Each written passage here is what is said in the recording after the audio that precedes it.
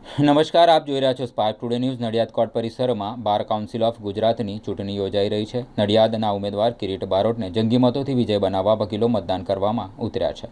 આ ચૂંટણી દ્વારા આગામી 5 વર્ષ માટે બીસીજીની નવી કમિટીની રચના કરવામાં આવશે। ચૂંટણી પ્રક્રિયા અંતર્ગત કુલ 103 ઉમેદવારો ઉમેદવારી નોંધાવી છે, જેમાંથી તપાસ બાદ 99 એડવોકેટ ઉમેદવારોના ફોર્મ માન્ય કરવામાં આવે છે। મતદાન સવારે 9 વાગ્યાથી સાંજના 6 વાગ્યા સુધી ચાલશે। રાજ્યભરમાંથી 76,579 હજારથી વધુ વકીલ મતદારો પોતાના મતાધિકારનો ઉપયોગ કરશે।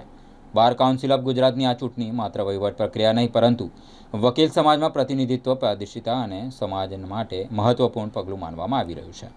બાર કાઉન્સિલ ઓફ ગુજરાતની પ્રતિષ્ઠિત ચૂંટણી માટે આજે નડિયાદ સહિત રાજ્યભરમાં ભારે ઉત્સાહ વચ્ચે મતદાન પ્રારંભ થયો છે, જેમાં ખાસ કરીને પ્રથમ વખત અમલી બનેલી 30% મહિલા અનામત અને સીસીટીવી કેમેરા દ્વારા કરાતા ટેકનોલોજીકલ મોનિટરિંગને આ ચૂંટણીને ઐતિહાસિક બનાવી છે। 11 જેટલા મહારથી ઉમેદવારોના ભાવિનો ફેસલો કરશે, જેમાં વકીલોની હયાતીમાં વેલફેર ફંડની ચૂકવણી, મહિલા વકીલોનું પ્રતિનિધિત્વ, યુવા વકીલો માટે સ્ટાઇપેન્ડ અને કોર્ટ પરિસરમાં આધુનિક ઇન્ફ્રાસ્ટ્રક્ચર જેવા પાયાના મુદ્દાઓ કેન્દ્ર સ્થાને રહ્યા છે। પ્રતિષ્ઠાભર્યા ચૂંટણી જંગમાં કયા માથાઓ છે તેની પર નજર નાખીએ। જે પટેલ, અનિલ સિકેલા, કરુણસિંહ વાઘેલા, કિરીટ બારોટ, દિલીપ પટેલ, મનોજ ઉનડકટ, ભરત ભગત, વંદના ભટ્ટ, વૈશાલી જાની, પ્રીતિ જોશી, શીતલ ઉપાધ્યાય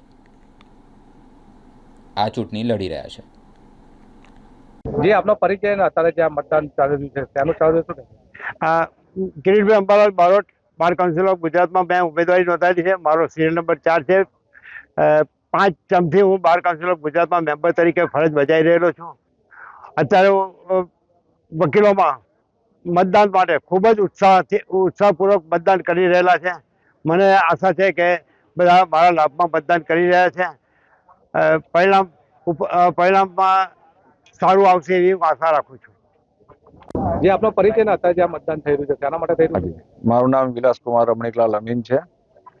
આજ રોજ 2026ની ગુજરાત બાર કાઉન્સિલનું ઇલેક્શન ચાલુ છે।